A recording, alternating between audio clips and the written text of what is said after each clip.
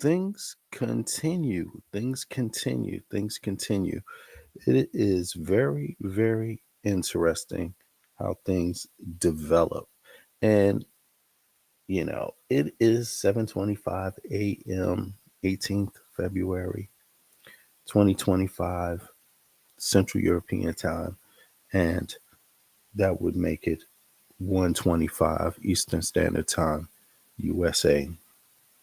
And this story keeps developing. Now, I don't know if it's just me, and I'm going to ask you all to let me know what you think about this.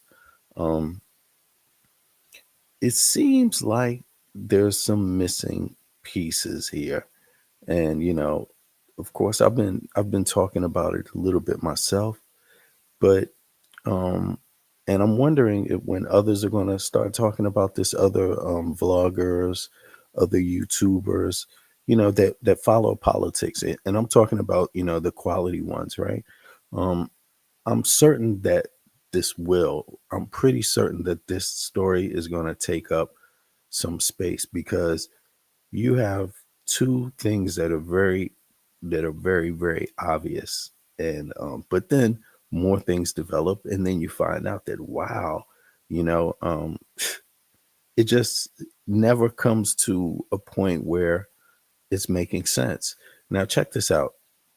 I mean, maybe it makes sense in some kind of way, but you tell me the sense it makes, because to me, it seems like something else is happening that's not making sense, that they're not speaking enough about. But you have the issue with Ukraine. We have the issue with Israel. Ukraine is an issue over territory, over sovereignty. Palestine and Israel is an issue over territory, sovereignty, right to life, right? Freedom, all those things. Um, now, uh, but the players that are involved, it's the same players, but they hold different positions. This is just very, very ironic. It's like in Ukraine, Russia has one position, but Russia is influencing events in the Middle East also, and they have a total opposite position. Total opposite position.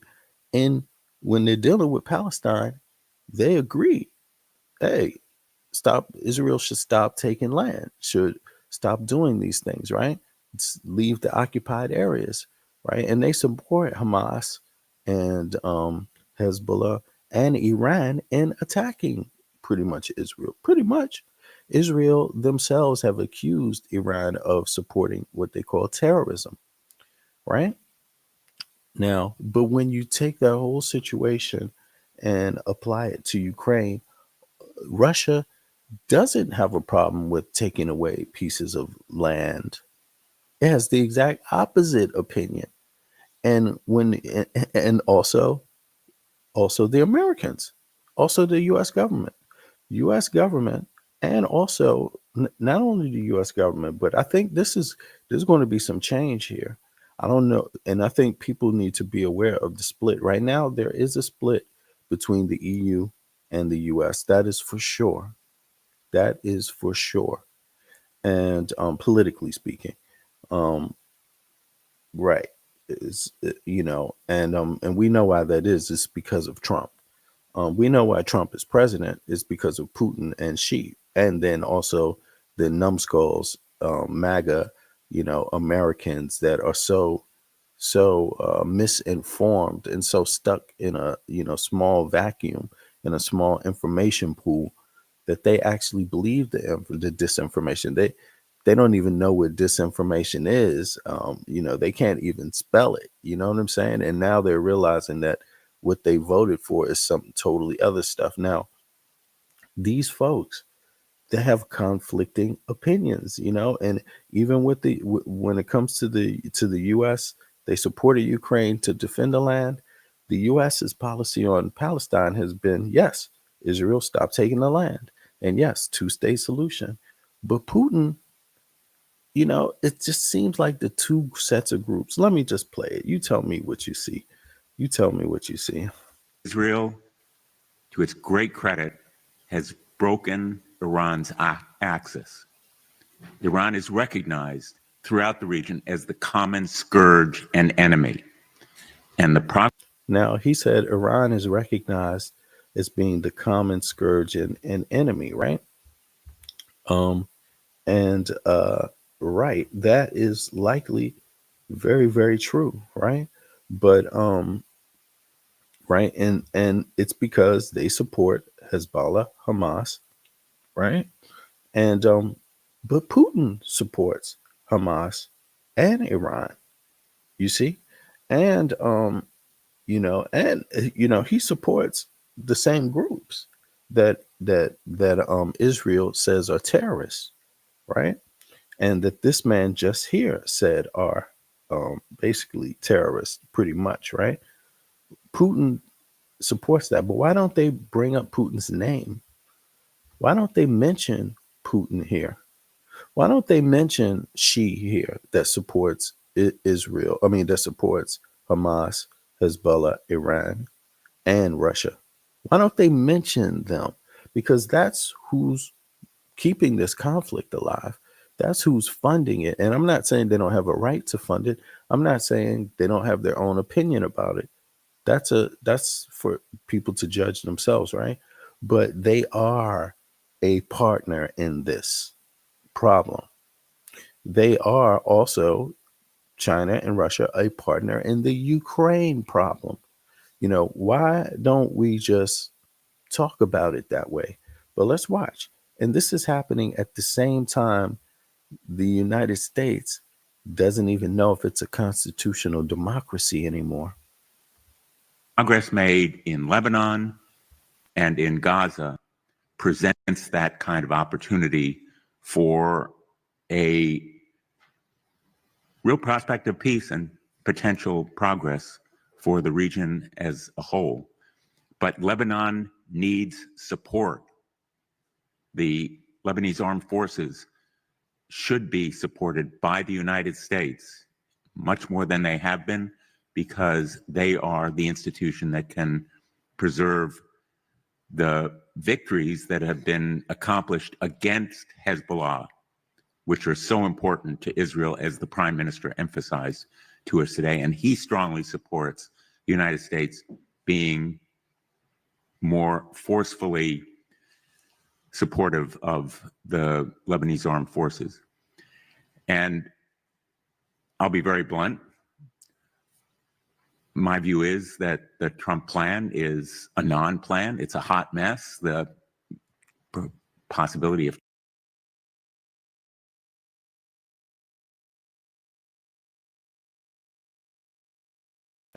Now we can see right here, the senators, they are here, and Trump obviously does not like that.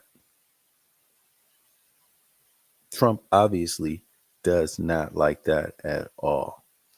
And it is Trump's negotiation after all.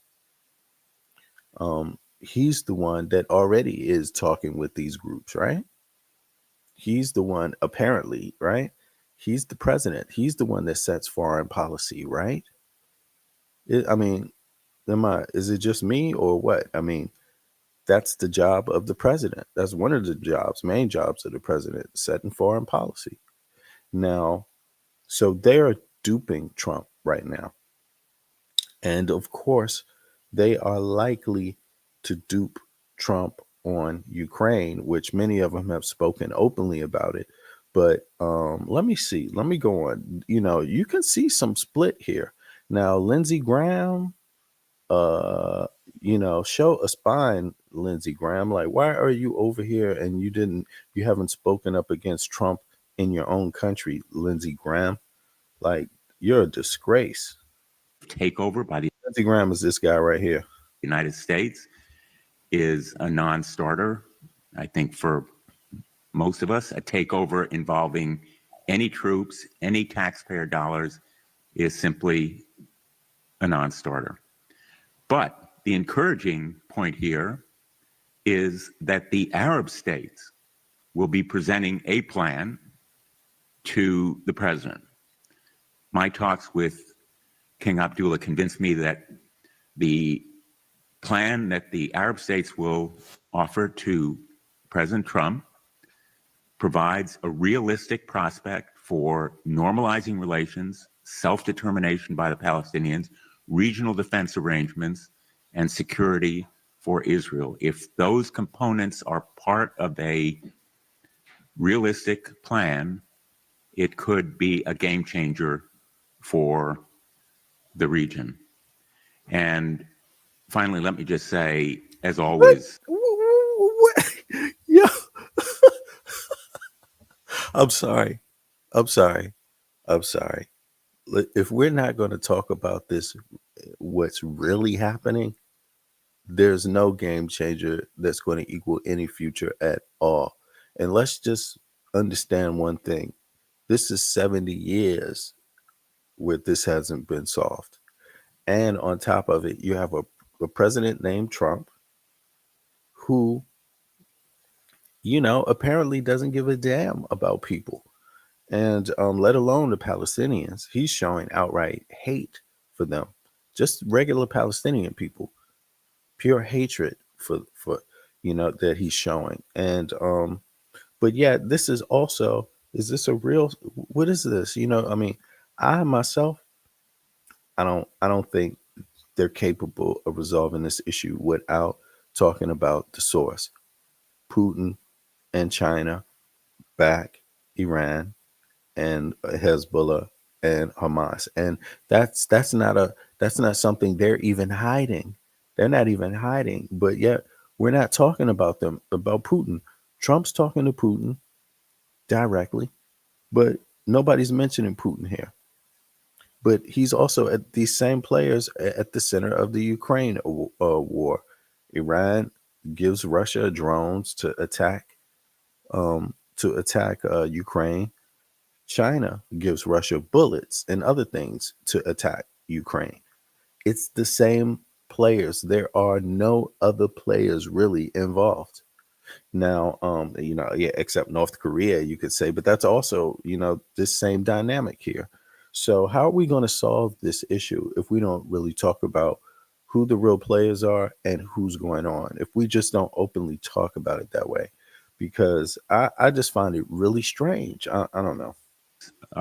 for me, and I think for many in our delegation, the most powerfully moving part of our trip was our conversation with the hostages. Obviously, the accomplishments of the IDF and the Israeli intelligence community are simply awesome, particularly the destruction using cell phones and pagers in Lebanon, the progress made against Hezbollah and against Hamas should impress anyone with military. So the Republicans, some of the Republicans, right? Not all of them, but some Democrats and some Republicans agree on defending Israel. And they agree on framing Hamas, Hezbollah, and Iran as terrorists or sponsors of terrorists, and Putin, sponsor of terrorists, right? They're okay with that. But when they talk about this thing, it's like they have to leave out Putin for some reason. And I just think that's so weird. They just had the meeting in Saudi Arabia with Putin. Let me just try to find out while I let this play. Or intelligence knowledge, but the hostage families, in their courage and strength, their determination, perseverance, are beyond words in the way that they affected me when I first came here a couple of weeks after October 6th. I think it was the high point, our meeting with them at that moment, and again today. So the urgency of returning the hostages continually is on my mind and my heart. And I think they will be with me when I go back to the United States. Thank you. A little bit of housekeeping first. In less than 24 hours, our delegation has had meetings with the defense minister, the foreign minister, the speaker of the Knesset, and the prime minister and his team. So first of all, our thanks to the Israeli government for making such a significant element of Israeli leadership available to us in a short time period. Second, this is actually a pretty cool delegation, as Senate delegations go anyway. Lindsey Graham has been working intensely hard to try to solve problems here in the Mideast, and I am very proud to be associated with. And see, this is another thing. This goes back to MAGA. Like, here is your representative from your party that claims to support Trump, but actually, this doesn't seem that MAGA.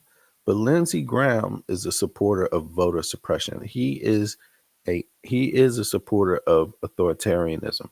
That is for sure. And he is anti-democratic. He believes in voter suppression, no doubt about it. Him, Dick Blumenthal has been working with him very carefully, showing both bipartisanship and extraordinary diligence. They've both been here. It's important that Americans, we learn how to frame ourselves as victims of anti-democratic practices and victims of authoritarianism, and look at these things. We need to understand and just realize 30% of our population does not vote, right? So that means a minority is more likely to become the leader than anyone else in terms of the presidency. You see what I mean?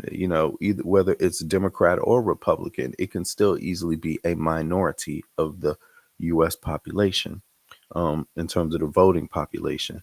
And that's not healthy in a democracy. Not only that, our civil rights are being challenged every day openly in our quote unquote democracy, which is not the norm to the same rate in other democracies. People end up with standards in a lot of other democracies, Western and otherwise, where it becomes part of their culture, certain practices. Well, the U.S. is at a state where it's trying to define its culture. It doesn't know if it's pro healthcare or pro education. The U.S. doesn't know that. It's in a struggle over those values, what the cultural values will be. The U.S. is in a struggle, yet Lindsey Graham is over here talking about democracy. Listen to what these people are saying. I mean, is it democracy? I'm not saying I don't favor Israel over Palestine or Palestine over Israel. I favor peace, but any group that is not for peace, that's not my fault. But I wish both of them the best, but I wish peace to them. But yeah, in any case, they're here talking about democracy. That's not a good look. The United States could use some EU leaders support there also. They could, because more people are voting in their democracies. Over and over and over again. Dick started coming to Israel when he was 11 years old. Joni Ernst has been the conscience of the Senate with respect to hostages and is extremely knowledgeable over here all the time. Her colleague Dan Sullivan couldn't be with us this evening because he has another speaking engagement, but he is also a very frequent traveler to this area, very strong on regional issues. Adam Schiff spent very important years as the head of the House Intelligence Committee and is deeply versed in the issues in this part of the world. Now, let me just pause it for a second and show you. Let me show you what I was speaking about. What I was trying to illustrate regarding Putin. Like, why don't people just come out and mention Putin's name?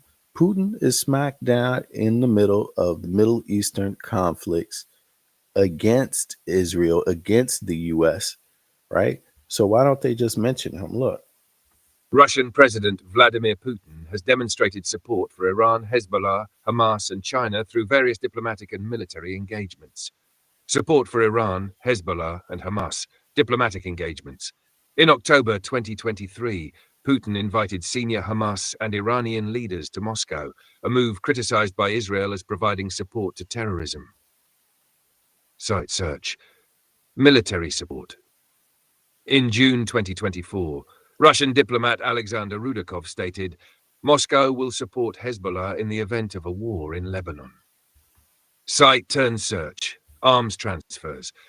By November 2024, Israel discovered extensive caches of modern Russian weapons in Hezbollah's possession, including Kornet anti-tank missiles manufactured as recently as 2020. These weapons were transferred from Russian stockpiles in Syria, indicating a significant military relationship between Russia and Hezbollah. Site Turn News 30 said so. Support for China, strategic partnership. In November 2024, Putin described China as Russia's ally and supported Beijing's claims over Taiwan. Economic and military cooperation. Since forming a no-limits partnership in 2022, Russia and China have deepened economic and military ties. China has supported Russia's economy amid Western sanctions, and both nations have collaborated to reduce the US dollar's global reserve currency status by conducting bilateral trade in rubles and yuan. So, Right. So, um, it's obvious that their presence, they're like a, I don't know, what do they call the elephant in the room, Russia and China, but they're clearly a part of what's happening with Palestine and Israel, and they're clearly a part of what's happening with Ukraine. But you can see the Americans are split on what to do. That's what I take out of this. They split their allies. Trump did. He decided to split on Ukraine and abandon Ukraine, basically. And because of his relationship with, guess who? Putin, who he says himself, and who what everyone confirms. Um, and then you have the situation with Palestine, and you could see Trump starts off the negotiations, and now senators are undercutting him. Senators of the Democratic Party and of the Republican Party. Then I'm going to go over to see about Adam Schiff's comments on Ukraine and Trump, because he was there also in some other reps. Let's see. And Andy Kim, as a former Foreign Service officer, really knows how diplomacy is done. So it's been a great honor for me to be with everyone, and that's kind of the background for the delegation. The one point that I will make is that one of the purposes we have had in coming here has been to, on the one hand, make sure that Israel is able to zero out its continuing risk of Hamas attack out of Gaza, but in doing so, not irreparably disrupt the really important ongoing peace framework that has been developed among Israel's neighbors. Deconflicting those two imperatives is going to be the key to the region's success, and we've been here trying to encourage that. And with that, let me turn it over to Senator Ernst. Number one, you will be invited back. That was good. Thank you. And I will also share my thanks for the Israeli government for making these meetings happen today. But first and foremost, I want to say thank you to the hostage families that joined us this afternoon and again shared their concerns, their feelings of loss and sacrifice for those that are still being held, those that are now deceased, is quite palpable. We feel it to our very core. The urgency they asked us to communicate, it is necessary that we bring our hostages home today. So as soon as possible. So the past several years, I've traveled extensively here in the Middle East, and since October 7th, I have been in the country now 5 times, working on hostage issues, other issues when it comes to the peace treaty and strengthening our Abraham Accords. What I have heard from many leaders, not just here in Israel, but with Arab nations, is a question they will ask me: where is American leadership? Well, make no doubt about it, folks. that in the last several weeks, we have seen American leadership. What It is present. what is she talking about? Like, what is she talking about? You know, and this is obviously, I don't know what that's supposed to mean, what she intends it to mean. We have seen American leadership. Yeah, we have.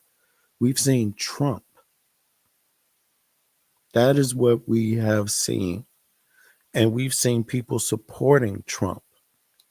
That is what we have seen. And we've seen some people not supporting Trump. But the leadership, the American leadership, is poor, is very, very, very poor. And I'm saying that as an American myself. Like, you can't be fractured at home with basic things like human and civil rights, trying to figure out your own constitution, trying to figure out your own morals about education and healthcare and housing, and be somewhere else thinking that you can make an impact, a positive impact. Trump has proven you can't, because if those things were staple, like healthcare, education, housing, in American culture, if those were staples in it, that were values, core values to Americans, you wouldn't even have a president like Trump.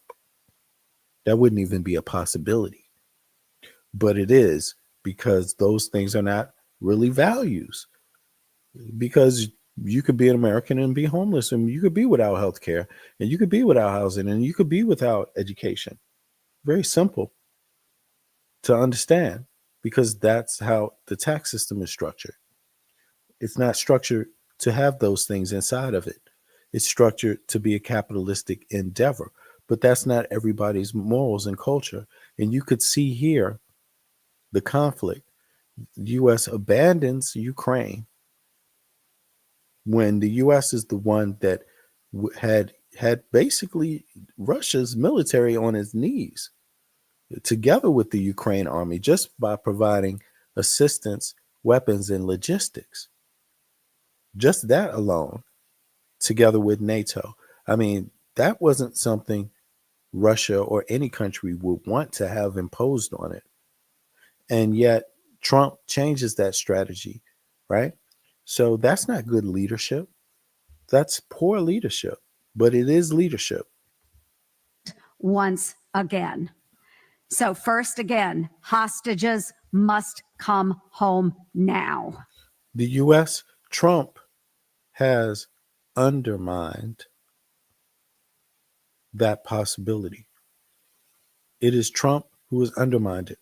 And American citizens should not want to invest in more war when you don't back up your promises. That's what this is coming down to. And no nation is um, absolved of that. No nation is absolved of that, especially one that yields so much might and so much power over others' lives. You see? And so people need not go along with the leadership expecting anything good to come out of the leadership. I'm just saying that. I'm not anti-American. I'm American myself. I love my country, but my country is in a conflict with itself. It has not resolved the concept of what it is to be an American, and is in not only a constitutional crisis, but possibly a civil conflict over values. Again, values of education, housing, healthcare, freedom, own your own body, these kind of things. Equality. No more of this, using people against each other, and and more of bringing people together with basic values like healthcare, education, and housing. You see what I mean? Those are European cultural values, by the way. They're not American cultural values. Values like one man, one vote. Yes, pure democracy. Values like every citizen definitely gets a vote. Not values like 30% don't even vote and you don't care to go find out why. You don't knock on those people's doors. You don't bring them out into the light to find out why. That's not democracy, y'all. So, and I'm not dissing. For me, this is not a political statement.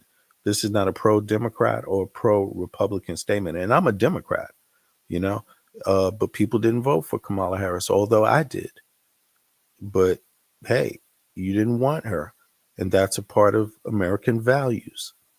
America didn't want a woman, and they definitely didn't want a black one. They definitely didn't want something else one either. If you put it up front, if it's the MAGA people acted like they didn't want it, and the other people didn't care.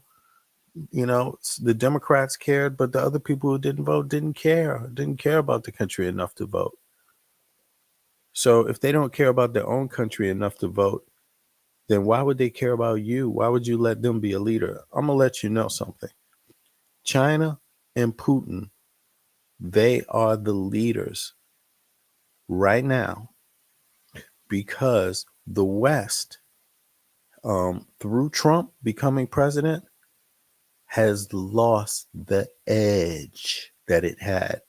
The U.S. had a diplomatic edge because of its power, and intelligence and information and network.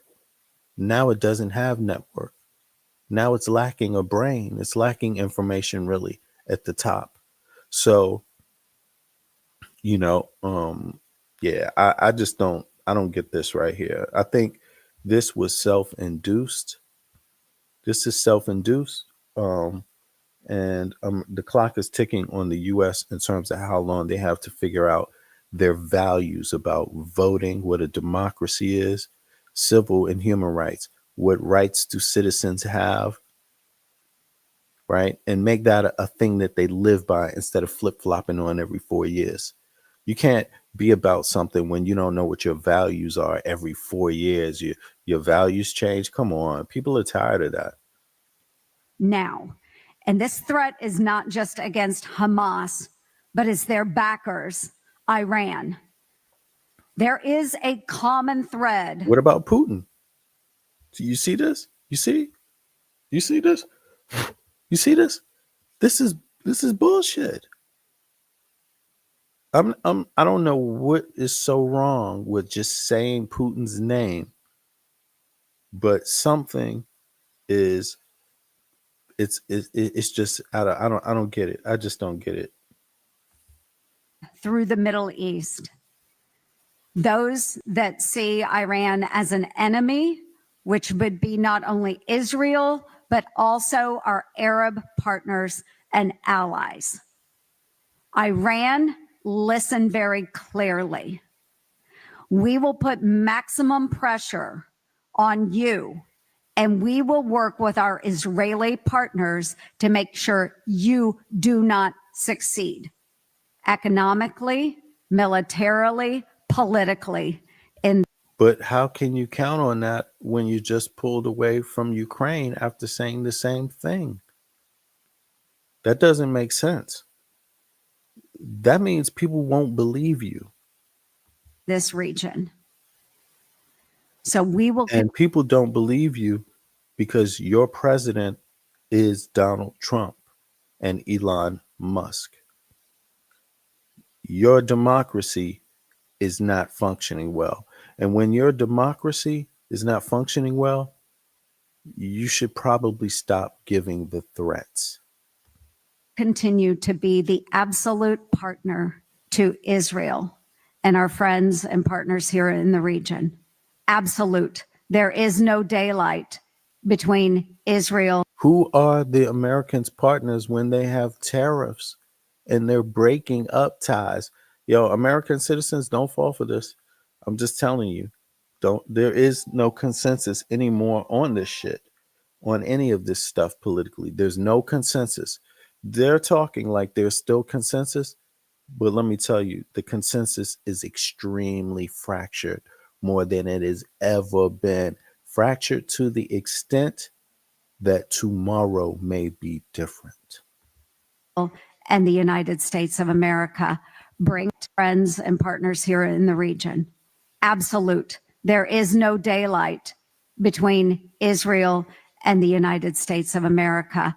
Bring our hostages home now. And Iran, Hamas, we are coming for you. Senator Schiff. Chairman Graham, I want to join in thanking you for organizing this delegation. It is really an honor to be back in Israel, a country So Graham organized the delegation. All right. that I feel a very deep personal connection with. It was very, very moving, as Senator Ernst was saying, for us to meet with families of the hostages, to hear the 500 days of hell that they have been through. Just can imagine what that is like. And here again, when it feels the collective sense of trauma that the nation has been through, continues to be going through. My colleagues have said that you are not alone. The United States stands shoulder to shoulder with Israel. We have been so devastated not only by the magnitude of the horror that was inflicted on it 500 days ago, also by the incredible wave of the world. Much of which we have a anti-Semitism, which I think almost contribute to a sense in Israel of Let me skip past to Graham gets to say. Regarding, hold on. Graham is the Republican who voted and supported for Trump every step of the way and still is backing Trump. Just wrote it. Thank you. Thank you, Senator. My question is regarding, hold on, I just wrote it. Yes, so where things stand in terms of the normalization efforts between Saudi Arabia and Israel, and are they still demanding Israeli commitment for a Palestinian state? And another question, how effective do you think the sanctions that President Trump has imposed on the ICC in terms of dropping the arrest warrants against Netanyahu and Gallant? I am Balik Sladim from I-24 News. I'll take a shot at jump in. So the prime minister said the biggest threat to the state of Israel is a nuclear armed Iran, because they will kill all the Jews with a nuke if they get it. I believe that. So they can't get one, and they could use it if they had more than one against Arabs, against us. So second to that was the ICC. I mean, look at all the threats the nation of Israel faces. He believed that the International Criminal Court claiming jurisdiction over the state of Israel, a non-member, to be prosecuted in The Hague is an existential threat to Israel, and I agree with that. The hope is that our Democrat and Republican colleagues can take another shot at legislation to sanction the ICC. I think there's a breakthrough to be had where we could get 80 votes, and we're going to go back to the drawing board. Yo, this is I'm just telling you, to a lot of Americans, this is going to sound real strange because these same people can't get it together with anything regarding the democracy they come from. Like, I mean, really, this is the underlying failure here. Had they gotten the American situation right and good and healthy and stable, right? Then you could understand where some of the lecturing might come from. But this is not the case right now for the US. This is a very different moment for the US, and it's not looking good when you got somebody like Lindsey Graham who supported a president who said we should get out of all these wars. Supported a president who sexually assaulted a woman. and has been accused of doing it to multiple women. I mean, this douchebag doesn't believe everybody should have access to education, healthcare, and housing in his own country. And he's over here lecturing people using force when he can't even protect his own Treasury Department in his own country. He can't even protect his own citizens from their private data being stolen by people that admit they are hackers and racist. The second thing that's important is any state that tries to implement the arrest warrant, any nation state, I believe should be sanctioned heavily by the United States. Why? To deter. We're next. The theory of the case is that a non-member, Israel, a very robust democracy, by the way, the Rome Statute wasn't written to deal with Israel or the United States. It was written to deal. Listen, Russia, China, and the United States can be affected by the ICC. That's why none of them really, all of them try to evade it, just like they all have Security Council veto power in the UN. When someone gets accused of genocide that they're associated with, or they supported some group that might be charged with genocide or crimes of war crimes of genocide, that could be numerous different things. It's not just one thing. And or it could be war crimes, right? They always use the veto power, and they always are evading these type of institutions like the ICC.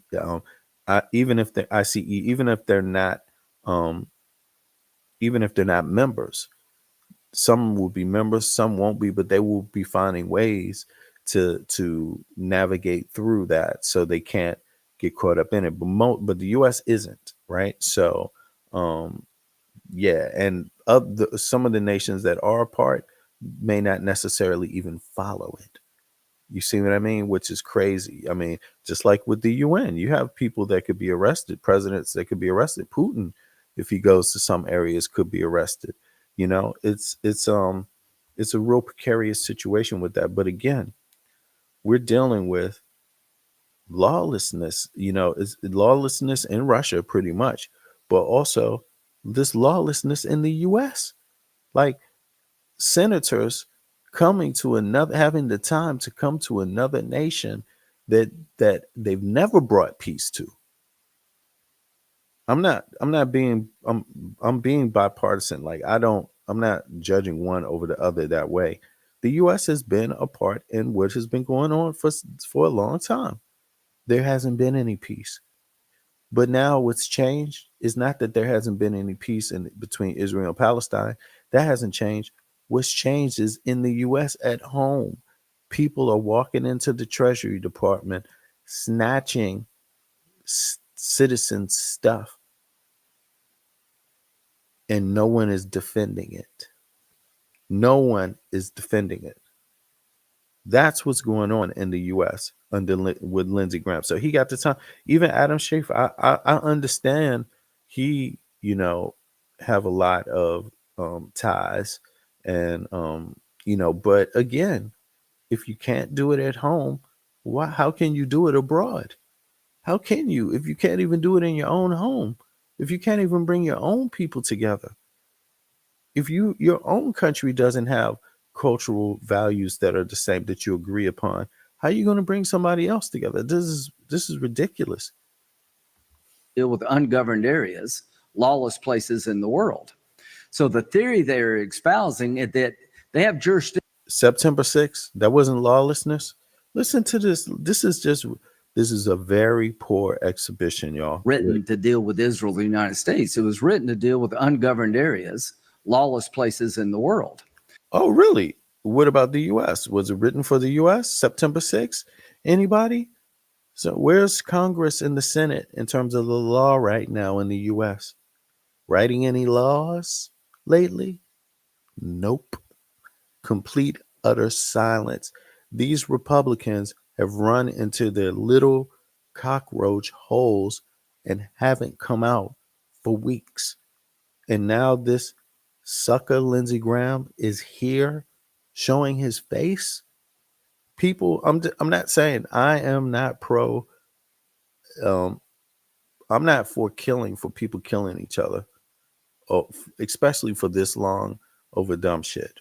I'm not for that, And I would tell people, if you're a poor people, what the hell good is it you killing your neighbor who's poor like you? What the hell good could that be? What? Why would you take weapons from someone across in some other place, halfway across the world, to fight your neighbor, and your neighbor take weapons from somewhere else halfway across the world to fight you? Why? Why would you do that? But a lot of people don't get that logic and go right about it and do it. But I don't. But this is beyond hypocritical. So the theory they're espousing is that they have jurisdiction over every country anywhere in the world. And if they receive a complaint they think is legitimate, they can come after a democratically elected government with a robust rule of law. This is garbage. You hear that? Where's the democratically elected? 80 million people in the United States did not vote. And that's not including the votes that were suppressed, which are in the millions. What is this guy talking about? The U.S. out of democratic nations is one of those at the top that has the most people not voting. A lot of bad statistics coming out of the U.S. It is not. It might be economically robust, but infrastructure-wise, in terms of its people power, the investment in its people is poor. Period. Whether you're talking about education, that means people ain't so bright as they could be. More brighter people, the more problems get solved. But of course, they don't want to do that. Healthcare, healthy people solve problems. Everybody can't have healthcare. People that have a roof over their head and a decent place to rest are better workers, stronger to help their communities. We can't have that. This is ridiculous. There's nothing robust about the U.S. The U.S. has been going in decline because of the Republican Party, who does not invest in any infrastructure, including human infrastructure. It does not. That's not a member. What prevents the ICC from coming after the President of the United States? The Secretary of Defense, a member. Nothing should. Why should it? Why should it? If you don't break the law, what's there to worry about? Why shouldn't the ICE come after Xi? Why shouldn't they come after Putin? They should come after anybody. They should be able to come after anybody, right? I mean, I don't get it unless you're saying they're not capable of governing, but it doesn't matter. Superpowers tend, the United States, Russia, and China tend, and others, of course, but I'm talking about superpowers. They tend to not follow the criminal court anyway, the International Criminal Court. You see, the ICC, they tend to not support it anyway. So just so people know, he's having his conversation, but people need to know what he says sounds a whole lot like Putin and a whole lot like Xi. The Senate, nothing. So my goal is to crush the concept that the ICC has unlimited jurisdiction to go anywhere they want to go and prosecute anybody they want to prosecute. Israel cannot survive with its political leadership unable to travel. Its soldiers threatened to go to jail for defending the state of Israel, and we're next. So where are we with normalization? You see, so again, I said it. It's like Putin. Putin, he will capitulate on that. If it affects him, then he's going to go against it. It doesn't matter if this is the ICC or anything, or the UN. And it's the same thing with the US. They pretty much do that, although I'm not comparing the two in terms of the societies. The US is definitely more freer, which is why the disinformation ran rampant, but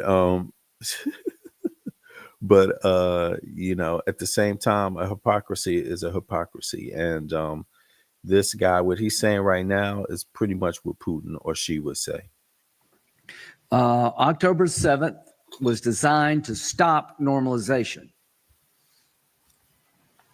Senator Ernst met with MBS on October the 6th, and he was very enthusiastic about the impending breakthrough.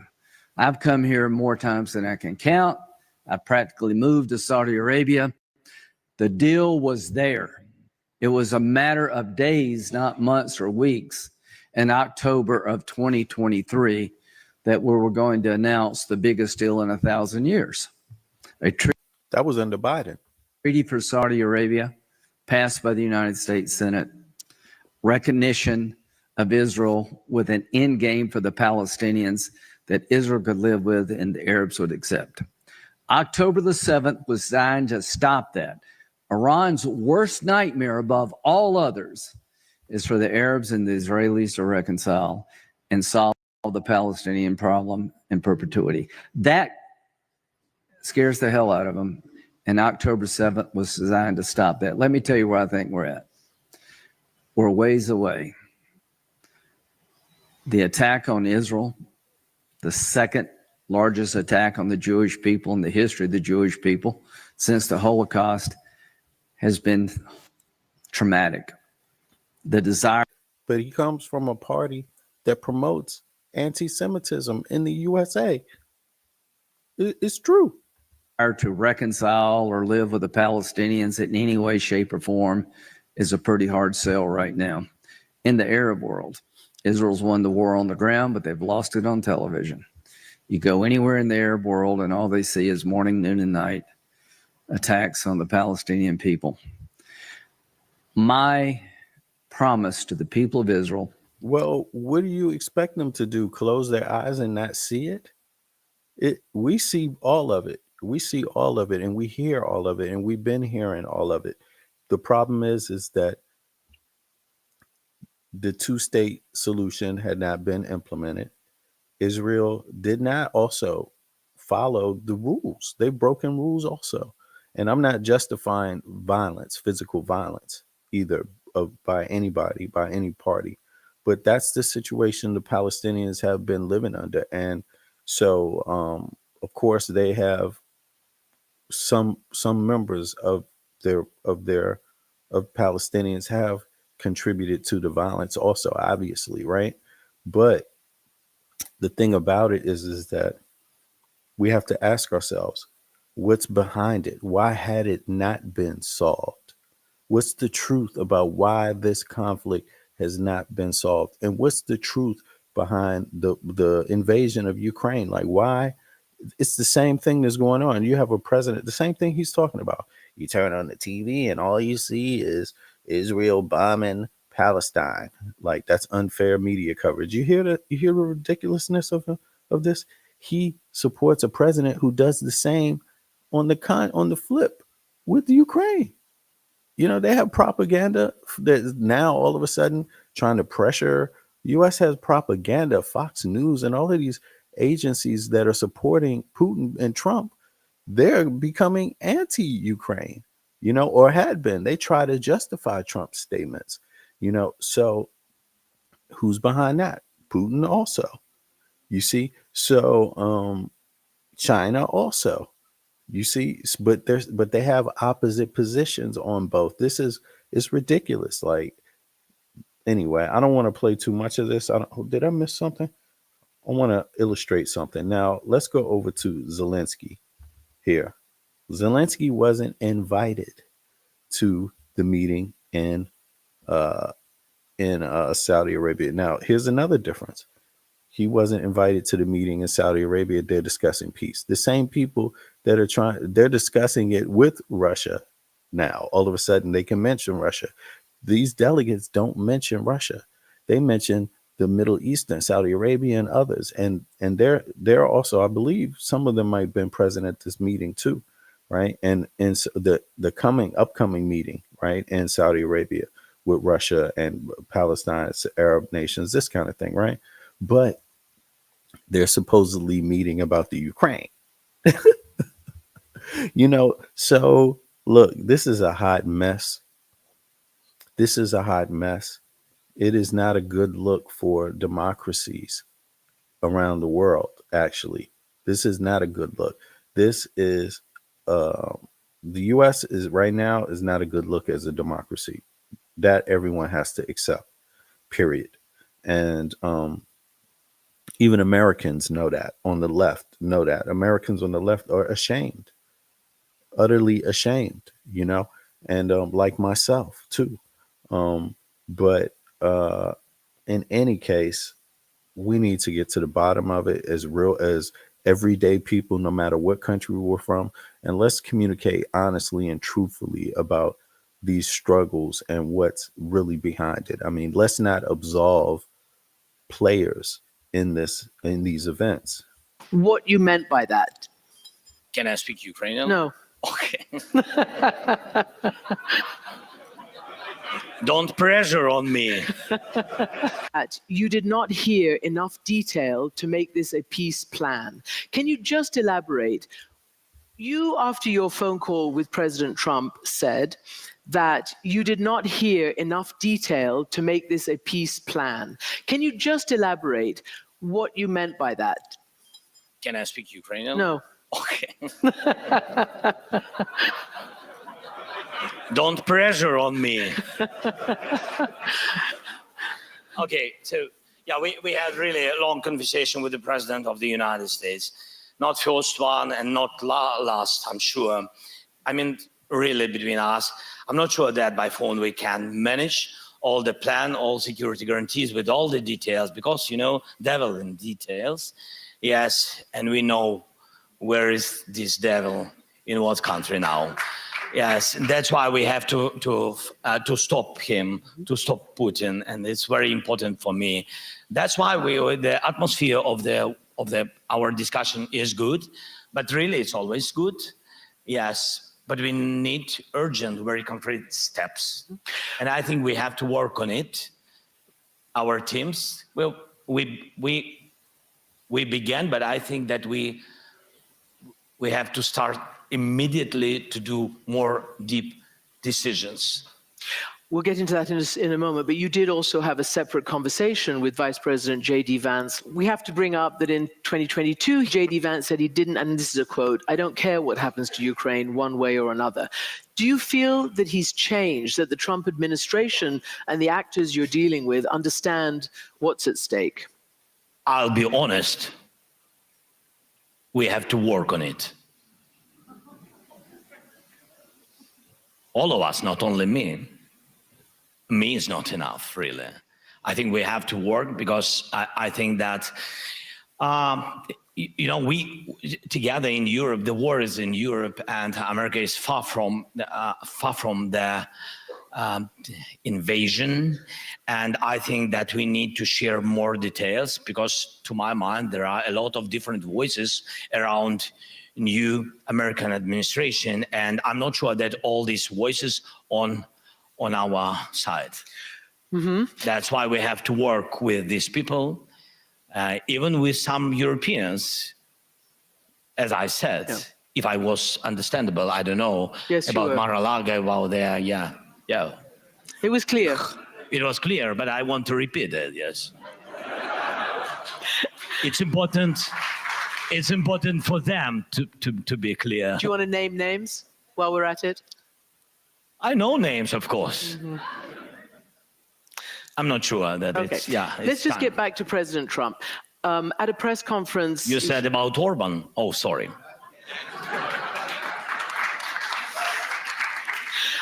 Mr. President, Trump was asked whether he trusted Putin. And he sort of basically...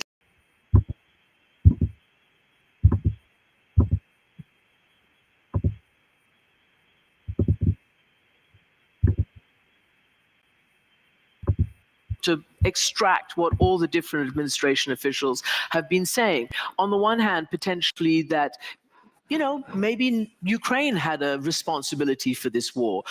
Maybe Ukraine can't ever expect to get back. It's unrealistic, according to the defense secretary, its territory. Maybe Ukraine will be safe and independent. Maybe it'll be part of Russia. Do you understand what America's position is?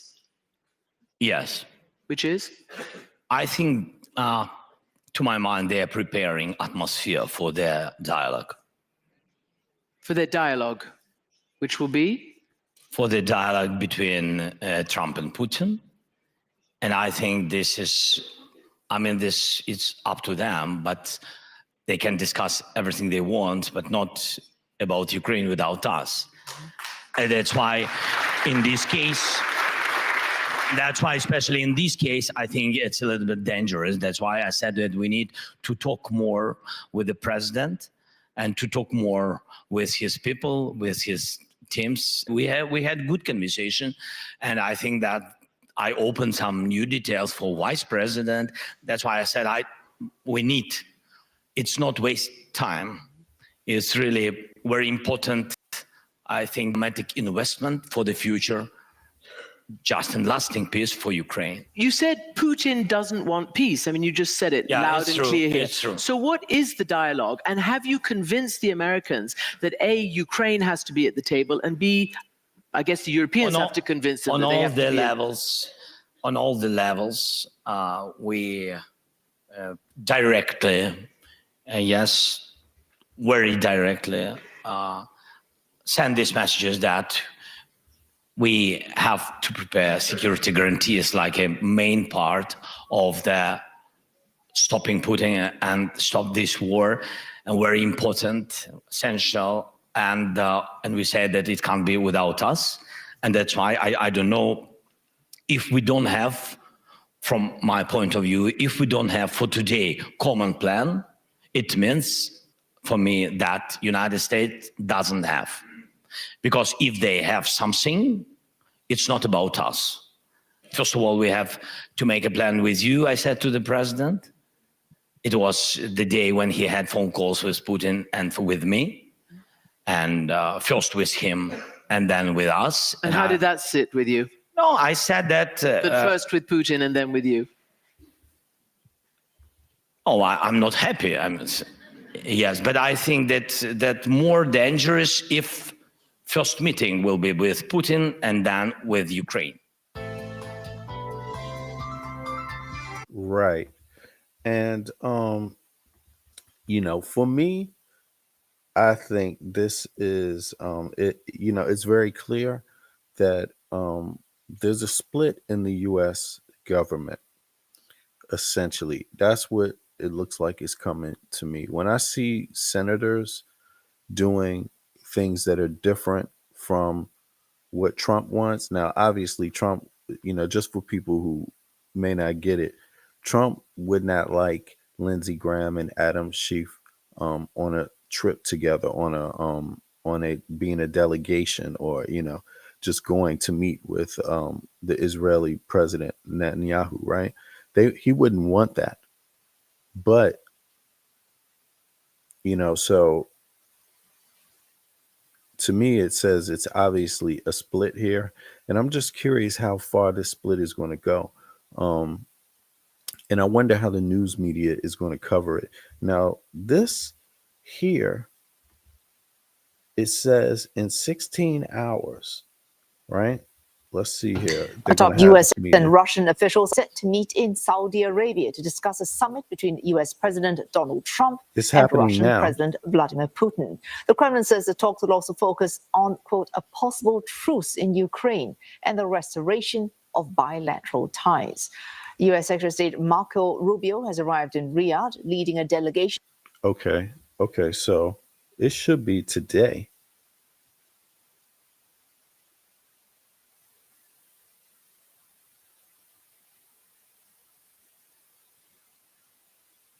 It should be today. All right. Top U.S. and Russian officials are set to meet in Saudi Arabia to discuss a summit between U.S. President Donald Trump and Russian President Vladimir Putin. The Kremlin says the talks will also focus on, quote, a possible truce in Ukraine and the restoration of bilateral ties. U.S. Secretary of State Marco Rubio has arrived in Riyadh, leading a delegation which includes National Security Advisor Mike Waltz and White House Middle East envoy Steve Witkoff. The talks mark the first high-level in-person discussions between Washington. Well, Ukraine already said that if they're not in the meeting and the EU is not in the meeting, then there's no agreement, right? So yeah, so that part can be crushed. National Security Advisor Mike Rubio has arrived in Riyadh, leading a delegation which includes National Security Advisor Mike Waltz and White House Middle East envoy Steve Witkoff.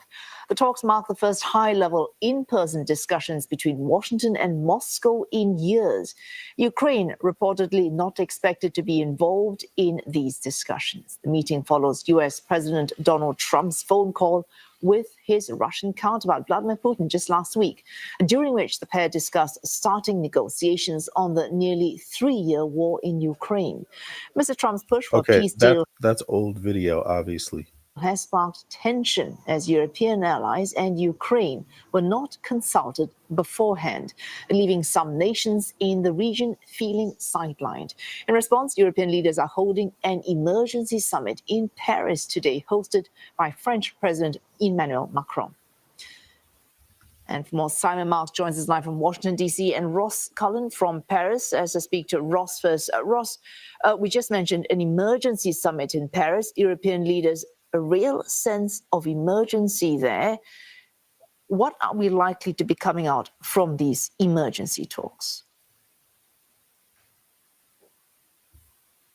Well, certainly a hastily arranged summit coming off the back of the Munich Security Conference and the speech, particularly from the United States Vice President J.D. Vance, that shocked Europe. Now, the French are trying to play down the idea that this is an emergency summit, saying it's just regular talks between government leaders. But there's absolutely no doubt that there is a sense of urgency between European governments for two main key areas. Firstly, how to continue to support Ukraine, to increase defense spending to Ukraine, increase diplomatic and humanitarian assistance, and now growing ever stronger the calls for European boots on the ground. On the eve of the summit, Keir Starmer, the UK Prime Minister, who is going to be in attendance at the talks, which get underway here in the French capital in just a couple of hours' time. Now, if people remember, Trump is the one himself who called for more European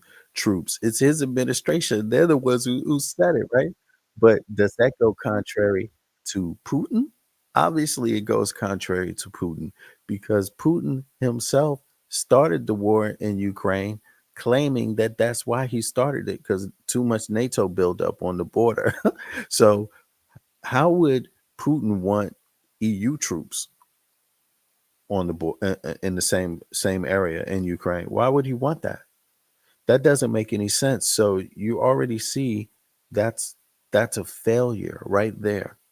That's going to be a failure for Putin. That is going to be a failure for Putin, number one. And that's going to be a plus for Ukraine. And right now, as far as the U.S. influence in Palestine and between Palestine and Israel, it looks just as shot. Of course, when these people want to get together, the broader nations, the region, together regarding some money or weapons, they never have problems with it. But will it result in peace this time? Let's find out. We're definitely going to find out. But let's. He said, quote, the UK is ready and willing to contribute security guarantees to Ukraine by putting our own troops on the ground if necessary. Now, this is an idea that Emmanuel Macron, the French president, first floated in February last year, saying that we will not rule out putting boots on the ground inside Ukraine. We've also heard from Sweden today, which has said we are not ruling out Swedish troops being deployed to Ukraine in a peacekeeping context. So if there were to be an end to the war, if there were to be a ceasefire and an agreement that European peacekeeping troops would be required, we know that UK and France are at the vanguard of that idea. Certainly that will be one of the key themes discussed today at that summit, and also how to increase our collective security, because there is this realization now in Europe, growing ever wider, the idea that the US is going to be stepping back in some way, is going to be reforming its role as a backstop for European security. And so European capitals and heads of government are going to have to work out how to increase their spending, increase the size of their armed forces, and increase their own domestic military industrial complexes. Thanks, Russ. Let's speak to Simon Marks in Washington, D.C. Well, if the U.S. is being seen as stepping back, reforming its position, it's certainly not stepping back when it comes to reaching out to Russia. The U.S. Secretary of State Marco Rubio in Riyadh leading a delegation, is meeting Russia's foreign minister as part of that delegation. What can we expect from these talks between the U.S. and Russian side? Well, the Trump administration says that these talks are preparatory and are designed to set the stage for full-scale peace negotiations, but it is still very unclear what role the White House envisages the aggrieved party, Ukraine, playing in all of this. Remember that the Ukrainians say that they have not been invited to participate in this meeting in Riyadh. The Americans say they are included in the conversation, but that is by dint of the fact that President Trump had a conversation with Volodymyr Zelensky last week after talking with Russian President Vladimir Putin. And even some Republicans up on Capitol Hill, members of Donald Trump's own party, are looking for the outcome of these talks in Riyadh to give them some evidence that President Trump and President Putin. Now, just to go back, people forgot that Russia invaded Ukraine and are saying basically all kinds of lies. But check this out. Look.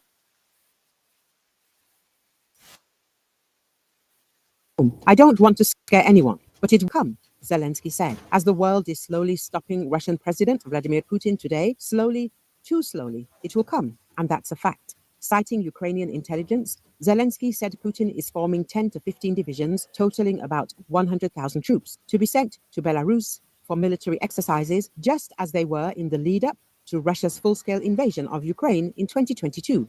He, Putin, will tell you that this is training, exercises near the border of Ukraine, as it was before. But believe me, this is the preparation of a bridgehead for offensive actions, Zelensky said. Who told you that he will go to Ukraine? Who told you that he won't go to Lithuania, to Poland? It may be that while we are still standing, he is preparing a bridgehead for a large number of troops and simply takes this bridgehead and goes in a different direction. He goes to Poland. You see, so this is back when Russia actually brought the troops there, right? That they're reporting on. So he actually lined up 100,000 troops, essentially, and then told the world that people that were worried, saying, "Hey," including Zelensky, saying, "Hey, we're about to be invaded. We're about to be invaded." The U.S. reported to the EU and said, "Yeah, it looks like Putin is about to invade Ukraine," and the EU was like, "Are they?"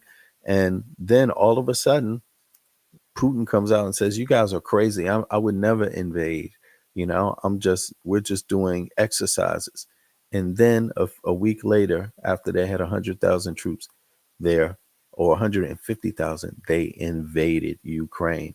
And now they're trying to act like they were saying they were provoked by NATO buildup. That's the whole point, right? So now Trump's whole thing is the EU have to take more responsibility. The EU has to do this. But is that what Putin wants? It doesn't make sense. It's almost like Putin and Trump haven't been talking, because if they had talked together, they would both know those perspectives. Putin has been saying that forever. He's been pronouncing that's one of his necessary points in any negotiation, that he keep the land, and that it was NATO that provoked him.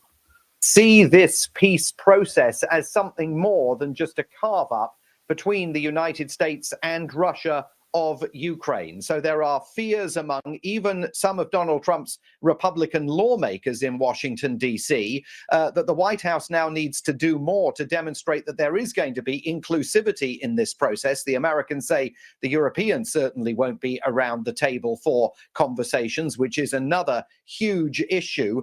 And of course, the biggest question of all hanging over the meeting in Saudi Arabia is what might we see, the face-to-face meeting in Saudi Arabia between Vladimir Putin and Donald Trump that President Trump forecast just a few days ago.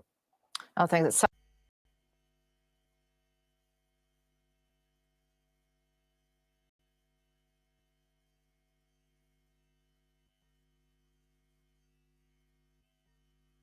right, this is the meeting. Let's see here. If you're a trader trying to pass your Okay.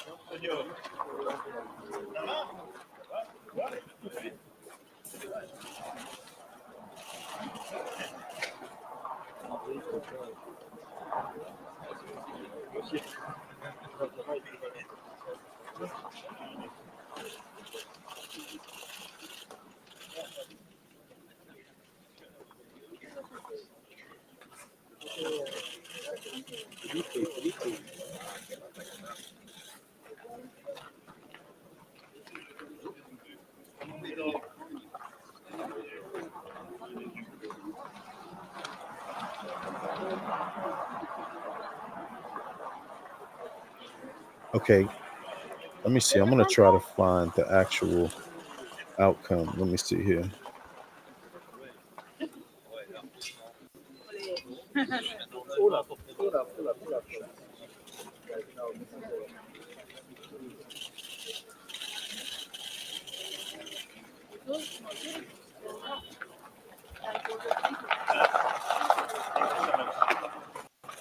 Leah McGuinn joins us for that. And Leah, we're going to start with what is, in fact, our top story here this Monday morning, this emergency summit, if you like, of European leaders in Paris. Unsurprisingly, making the front page of just about every newspaper in Europe this morning as European leaders deal with the fact that the United States will hold peace talks with Russia, but without Europe and Ukraine. Here in France, Le Figaro have the headline, Europe looks for a response. They say that the American president is speeding up the dismantling of the international order. On the front pages in Germany too, Der Tagesspiegel have the headline, playing with fire, accusing Europe of being short-sighted because without the United States, Europe's armies have nothing to counter Russia. For too long, defensive capabilities have been taken too lightly, they say, unsurprisingly making most of the front pages in the UK this morning. The Financial Times predicting a potentially decisive week for European security. The Telegraph have a quote from Prime Minister Keir Starmer on their front page. I'm ready to put troops in Ukraine. This comes from an exclusive piece inside the Telegraph this morning. Keir Starmer writing this column in the Telegraph this morning. It's the first time he's explicitly said he's considering deploying British peacekeepers to Ukraine. He also wrote that the UK is ready to accelerate work on security guarantees for Ukraine. This includes further support to Ukraine's military, where the UK has already committed £3 billion a year until at least 2030. I'll finish with a piece in the Times. They tell us to all chill out. Everything's going to be okay. This opinion piece remarks that Putin is no Hitler, Trump is no Chamberlain, and Zelensky is no angel. Sooner or later, a deal over Ukraine must be made, and Europe would do best to back the United States, this piece says, finishing by saying that Russia is only a nuisance and China is the only real threat to Western civilization. Okay, that's how the European newspapers see it, Leo. What about the other side of the Atlantic? Well, the New York Times tell us that Putin has long wanted more power in Europe, and Trump could be the man to grant him that wish. Talks between the US Secretary of State Pete Hegseth and the Russian Foreign Minister are due to take place later this week in Saudi Arabia. And the New York Times say a shift from the US to align themselves with Russia and discard Europe would give Putin a previously momentous and unthinkable victory. The Wall Street Journal point out that the European leaders knew that their relationship with the second Trump administration would be challenging, but maybe not this challenging so early on. The piece notes that a US withdrawal from Europe would be a mistake and damaging to American interests, but Europe is on notice and they need an economic revival as well as greater investment in their own defenses. I'll flip the page and finish in China with the Global Times, which is a tabloid owned by the government. They say that China and Europe should jointly write a new narrative for a multipolar world, making the most to insert themselves in the gap left by the USA. They tell us that China is firmly committed to being a constructive force for peace in Europe, which holds great significance for the continent. They end by saying that further cooperation between the two could only be beneficial in building a national order. Staying with China, Leo, articles coming out about how Google worked with the Chinese government to censor articles. It's not only China, it's Russia as well as many other autocratic regimes around the world. It's actually a two-page spread that was published in yesterday's Observer, which is The Guardian's Sunday sister newspaper, revealing that Google have facilitated censorship requests from all over the world. The tech company has engaged with about 150 countries since 2011 that want information scrubbed from public. Oh, what? Russia and China's request to censor content. Now, this is interesting because J.D. Vance just went to Europe and accused Europeans of too much censorship. Literally, he just did that. And but they're giving Russia and China a medal for it. And I actually mentioned that, like, it makes no sense, anything that's being said. I mean, if this is not if you ask me, this is like an attempt to create chaos. So to harm that will create more war, that will create more deaths. So the powerful get even more, gain even more. Basically, that's what this looks like to me. And it's so sad to see humanity in this state right here. And I didn't just start having these feelings recently, but I've always been like this as a person. But being an adult, I'm free to speak out and speak my mind on these issues and hope that it does some good somehow. But it seems like this is really self-inflicted. The U.S., the right wing of the U.S. should have they should have taken this, it's the racism that caught up with them. It is the fascism that combines them with Putin. It is that element that brings them together. Otherwise you wouldn't see this unification of USA and Russia, because otherwise there's total polar opposites. Socially speaking, right? And governance speaking, right? So, and I think Americans are about to find out what the bureaucracy was that Republicans and Trump criticized and called the deep state was actually doing the work of the people, that it was hired by the people to do. It was there for the people. And it could do a lot more for the people if the Republican Party was not against housing, education, and healthcare for its citizens, the richest country in the world. I mean, this is a real moral and ethical struggle in the U.S., But in any case, folks, I'll be back at you. I hope everybody has a wonderful start to their day, and I will catch up with y'all soon enough, in a few this evening, I'm pretty sure. So I appreciate y'all. Catch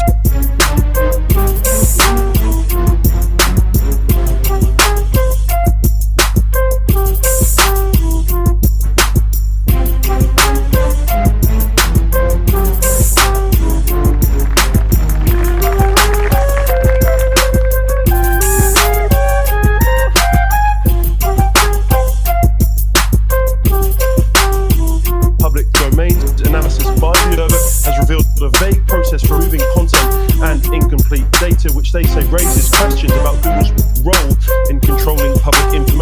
In Russia and China, Google has removed YouTube videos of anti-state protesters, as well as content that criticizes politicians or alleges corruption. Over the past 4 years, Russia has accounted for 60% of those takedowns.